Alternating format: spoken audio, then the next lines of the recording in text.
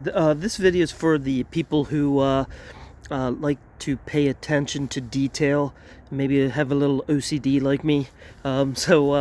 What I'm working on here is I'm about to change the suspension on my car, and whenever I replace parts, I like to try to look at what the old parts, um, how they aged, and if there's any way that I can prevent what happened to the original parts from happening to the replacement parts. I love to do that. So here's a perfect example. So this is the bump stop for the shock. So this kind of goes right over here in the in this cover here, and then it installs on this shaft here of the shock. So for this part, if you buy it, most of them are going to come in a different color than white. I'm sorry, a different color than black. This one was actually white. If you can see on the inside, there is white.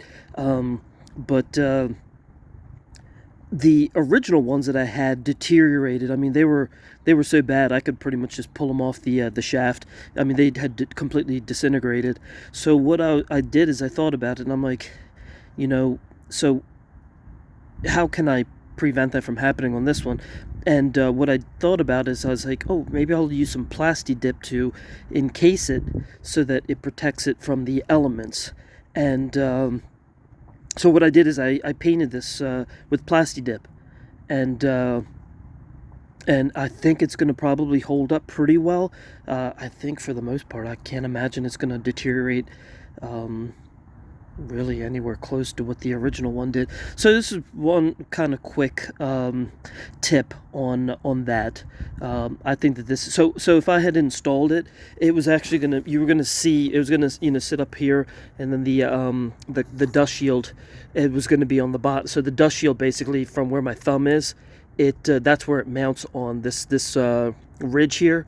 That's what actually goes into that dust shield. So this whole part all the way, this basically at least 3/4 of it, maybe 4/5 of this bump stop was going to be visible up here. So it was going to be white, and so it'll make it look pretty good once it's installed, and so it'll look better and it'll be preserved. So the next thing that I wanted to work on is, so if you look at the shock here, I was looking at where the shock technically started deteriorating, and I pretty much knew that this bottom part, I've worked on a lot of cars, so for the most part these always down this bottom here is where it'll start rusting the most.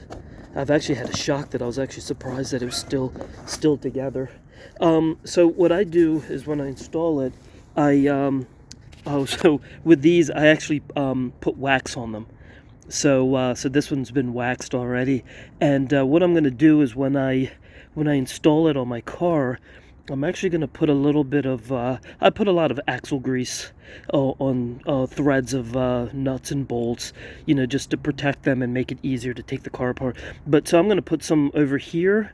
I'm going to put it on this side here as well, and I'm actually going to put some in over here. Just a little light coat.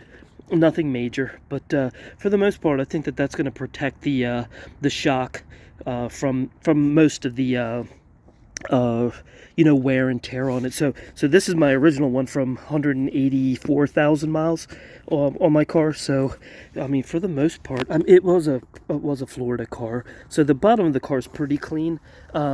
But for the most part, I mean, this shock actually aged pretty well compared to others that would probably be more, that if a car lived where I live in Maryland, it would definitely have deteriorated much worse than what it is. So I just basically, like I said, just trying to protect this. I think it's always nice when you work on the car and the car's actually looks very clean. I mean, it's very telling, I think, of the car, the history of it, but I think it's also telling of the owner who puts that kind of attention to detail.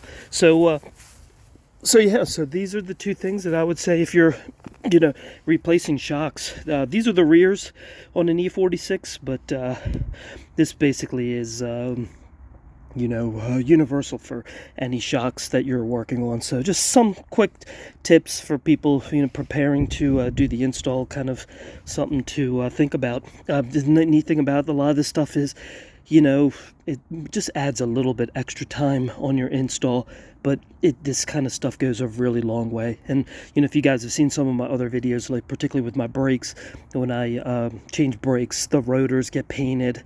The lug nuts get greased up a little bit. Just simple things like that. Doesn't take that much time if you prepare for it ahead of time. Particularly, it takes even less time. But it does. It's definitely adds to the process. Obviously working on cars. Some of the tasks can get pretty tedious. But I think if you can plan for some of this stuff, it'll make the overall longevity of the parts and your install. I think it's will help with the cleanliness of the car as well as later on if you work on it. Like I said, if you lube up the threads and things like that, it makes working on the car even easier in the future. So something to think about. All right, hope this was maybe inspiring for some of you guys who might not be as attention to detail as some of the other guys that are watching.